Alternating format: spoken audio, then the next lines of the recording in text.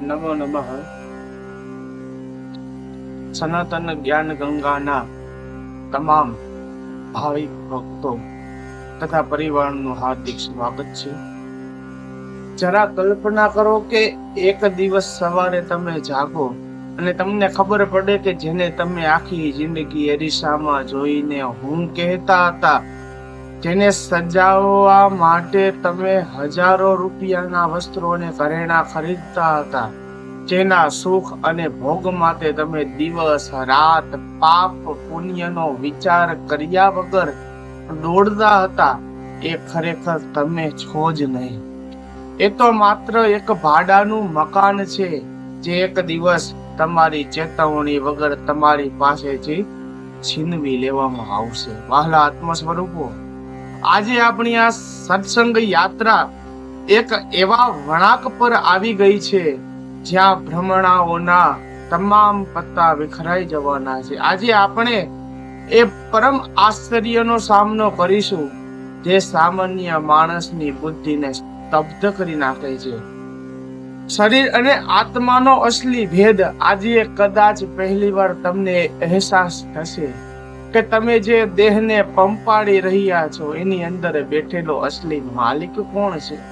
આ વિડીયો માત્ર સાંભળવા ખાતર ન સાંભળતા. આજે તમારી અંદર બેઠેલો એ અદ્રશ્ય નારાયણને જગાડવાની આ પરમ ક્ષણ છે. જો આજે આ ભેદ સમજી ગયા તો સંસારનો કોઈ શોક, કોઈ ભય તમને ક્યારેય રડાવી નહીં શકે.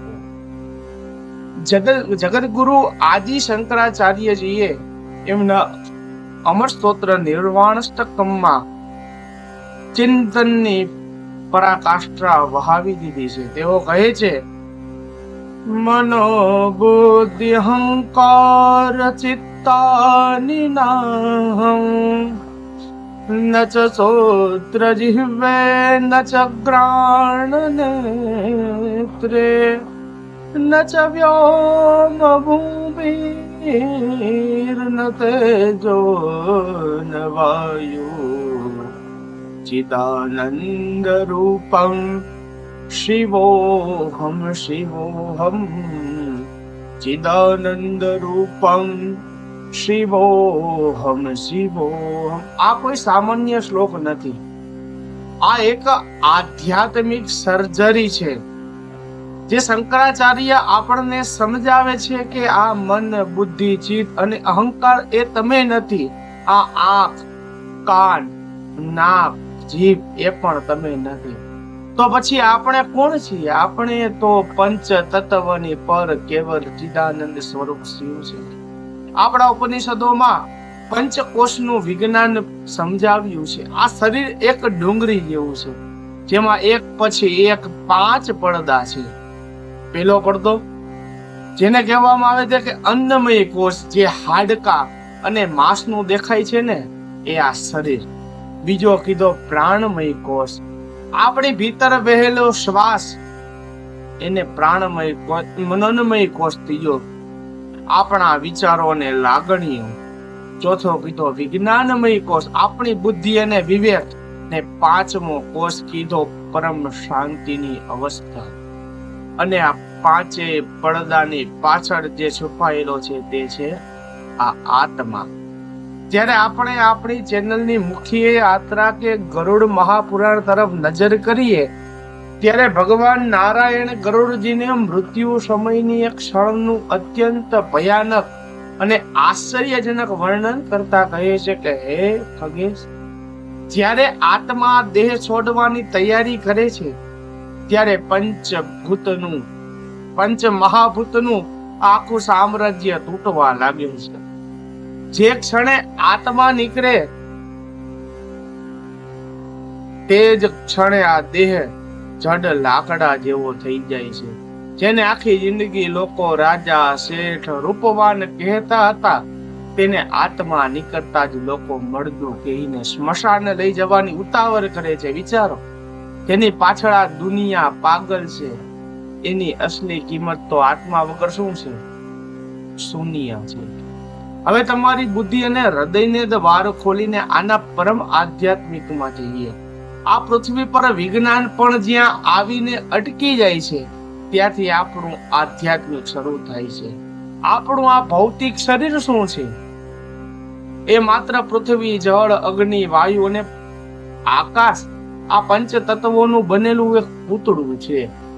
તમે રોજ જે અન્ન ખાઓ છો એમાંથી આ લોહી અને માંસ બને છે. એટલે કે આ શરીર પૃથ્વી માતા પાસેથી લીધેલું એક કરજ, આપણે ઇંગ્લિશમાં કહીએ ને લોન, એ લોન છે. અને કુદરતનો નિયમ છે કે તમે જેની પાસેથી જે લો છો એ વ્યાજ સાથે પાછું આપવું પડે છે. જે દિવસ શ્વાસ અટકે તે દિવસ આ માટીમાં મળી જશે, પાણીમાં મળી જશે. પરંતુ આ જડ પુત્રાની અંદર જે ચેતના ધબકે છે, જેના કારણે તમારી આંખો આ વિડીયો જોઈ રહી છે, જેના કારણે તમારું હૃદય ધબકે છે, તે ચેતના એટલે આત્મા. આત્મા એ પરમાત્માનો અંશ છે. એ અવિનાશી છે, એ અજર છે, એ અમર છે. આપણા જીવનનો સૌથી મોટો ભ્રમ, ઇલ્યુશન ક્યાં છે ખબર છે? જ્યારે આ શરીર કોઈ રોગ થાય ત્યારે આપણે કહીએ છીએ કે હું બીમાર છું. જ્યારે શરીર ઘરડું થાય ત્યારે આપણે કહીએ કે હું ઘરડો થઈ ગયો. અરે ભાઈ, બીમારી, ઘડપણ, કદ રૂપાપણું કે સુંદરતા, તારા બધા શરીરના ગુણ ધર્મો છે, આત્માના નહીં. આત્મા તો ક્યારેય બીમાર થતો જ નથી, એ ક્યારેય ઘરડો થતો જ નથી. આપણે એક એવા ડ્રાઈવર જેવા છીએ કે જે ગાડીની સાથે એટલા મોહિત થઈ ગયા છે કે ગાડીને જ પોતાની જાત સમજી બેઠો છે. ગાડી ભલે જૂની થાય, મોડેલ ભલે બદલાય, પણ ડ્રાઈવર તો એ જ રહે છે ને. આ વિવેક જે દિવસે જાગી જશે તે દિવસે સંસારના બધા જ મોહ, માયા, ભય સદા માટે ઓગળી જશે. પ્રકૃતિ રોજ આપણી સામે આ આત્મા અને શરીરના ભેદનો કેવો જાદુ અને આશ્ચર્યજનક પાઠ ભણવે છે. જરા શાંતિથી એક ઈયર ને જુઓ. તે જમીન પર સરકે છે, કદરૂપી હોય છે, પક્ષીઓથી ડરીને જીવે છે અને એનું જીવન બહુ સીમિત હોય છે. પણ એક દિવસ એ ઈયર પ્રકૃતિના ઈશારે પોતાની આસપાસ એક કઠણ કોશેટો, એને ઇંગ્લિશમાં પોપકોર્ન કહેવાય, બનાવીને એની અંદર સંપૂર્ણપણે બંધ થઈ જાય છે. જો કોઈ અજ્ઞાની માણસ એક કોશેટાને બહારથી જુઓ તો એને એમ જ લાગે કે ઈયર મરી ગઈ છે, એનું જીવન પૂરું થઈ ગયું છે. પણ ના, એ જડ કોશેટાની અંદર એક પરમ રૂપાંતર ચાલી રહ્યું હોય છે. અને એક દિવસ એ જડ કવચને તોડીને એક અત્યંત સુંદર, અદ્ભુત અને રંગબેરંગી પતંગિયું, જેને આપણે ઇંગ્લિશમાં કઈ બટરફ્લાય, બહાર આવે છે. જે હવે જમીન પર સરકવા માટે મજબૂર નથી, તે પોતાની પાંખો ફેલાવીને અનંત આકાશમાં ઉડવા લાગે છે. વહાલા શ્રોતાઓ, આપણું આ શરીર એ ઈયર અને કોશેટા જેવું જ જડ કવચ છે. અને આપણી ભીતર બેઠેલો એ આત્મા એ પતંગિયા જેવો છે. મૃત્યુ એ આત્માનો અંત નથી. એ તો આ જડ કોશેટા જેવા શરીરને, પાંજરાને તોડીને પરમાત્માના અનંત આકાશમાં મુક્ત વિહાર કરવાની એક પરમ દિવ્ય પ્રક્રિયા છે. જો પ્રકૃતિ એક કદરૂપી ઈયરમાંથી આટલું સુંદર પતંગિયું પ્રગટ કરી શકતી હોય તો વિચારો કે આ નશ્વર દેહમાંથી મુક્ત થનાર આત્માની યાત્રા કેટલી ભવ્ય હશે. તમને ઇતિહાસનો એક એવો અદ્ભુત પ્રસંગ કહું કે જે સાંભળી તમારા રૂવાડા ઊભા થઈ જશે અને આત્માના હોવાનો અસલી પુરાવો મળશે.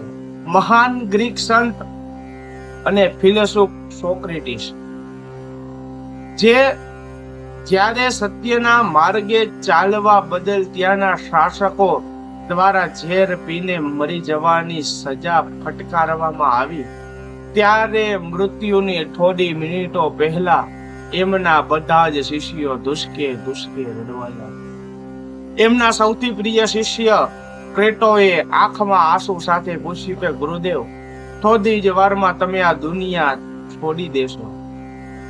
તમારા ગયા પછી અમે તમારા શરીરની અંતિમ વિધિ તમારી દફન વિધિ કઈ રીતે કરીએ, અમને આદેશ આપો. ત્યારે ઝેરના પ્યાલા હાથમાં હોવા છતાં સોક્રેટિસ મોટેથી હસ્યા. એમણે શિષ્યની પીઠ પર હાથ મૂકીને કહ્યું, મૂર્ખાઓ, તમે મારા શરીરને તો પૃથ્વીમાં દફનાવી દેશો, પણ મને ક્યાંથી પકડશો? હું આ શરીરમાં રહીશ જ નહીં. તમે જેને ખાડો ખોદીને દાટશો એ તો આ શરીરનું જૂનું ખોડિયું હશે. હું તો આ પાંજરામાંથી મુક્ત થઈને અનંત બ્રહ્માંડમાં ભળી ચૂક્યો હોય. જો તાકાત હોય તો મને પકડીને બતાવજો. વિચારજો કે ઝેરનો પ્યાલો પીતી વખતે પણ જેના ચહેરા પર પરમ આનંદનું સ્મિત હતું, કારણ કે આત્મા અને શરીરના ભેદને જાણી ચૂક્યા હતા. એ જાણતા હતા કે ઝેર આ માટીના શરીરને મારી નહીં શકે, પણ ભીતર બેઠેલા અમર આત્માને સ્પર્શી પણ શકતું નથી. આજ પરમ સત્યને ભગવાન શ્રી કૃષ્ણ કુરુક્ષેત્રના મેદાનમાં અર્જુનનો ભ્રમ ભાંગવા માટે ભગવદ ગીતાના બીજા અધ્યાયના શ્લોકમાં કહે છે કે નિયથા વિહાય નવાની ગૃણાતિ નરોપરાણી તથા શરીરાણિ વિહાય જીર્ણાન્યાનિ સંયા નિનવનિધિ. ભગવાન કહે છે કે હે અર્જુન, જેવી રીતે આ સંસારનો મનુષ્ય પોતાના જૂના અને ફાટી ગયેલા વસ્ત્રોને ત્યજીને નવા વસ્ત્રો ધારણ કરે છે, બરાબર એવી જ રીતે આ જીવાત્મા જૂના રોગિષ્ટ અને જર્જરિત શરીરને છોડીને નવું શરીર ધારણ કરે છે. એટલે કે મૃત્યુ એ ફૂલ સ્ટોપ નથી, એ માત્ર એક કોમા છે. આત્મા માત્ર પોતાના કપડા બદલે છે, પોતાનું અસ્તિત્વ નહીં. આનાથી મોટું આશ્ચર્ય બીજું શું હોઈ શકે કે આપણે રોજ કપડા બદલીએ છીએ તો રડતા નથી, તો પછી આત્મા જ્યારે જૂનું શરીર બદલે છે ત્યારે આખો સંસાર કેમ રડે છે? કારણ કે આપણી પાસે આ શાસ્ત્રનું જ્ઞાન નથી. તો વાલા આત્મ સ્વરૂપો, આપણા અહંકારના ચિત્રા ઉડાવી દેવા માટે કાફી છે. આ દેહ આજે છે ને કાલે માટી છે, પણ તમારી ભીતર બેઠેલો આત્મા એ સનાતન શાશ્વત છે.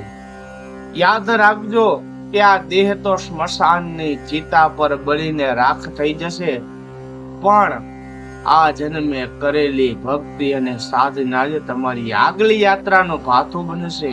તો આ વિડીયો એ જો તમારા દિલને સ્પર્શ કર્યો હોય તો આ જ્ઞાનની ગંગાને અટકાવતા નહીં, આ વિડીયોને તમારા પરિવાર અને મિત્રો સાથે જરૂર શેર કરજો. ચેનલને સબસ્ક્રાઇબ કરજો. હરિઓમ તત્સત. રાધે રાધે.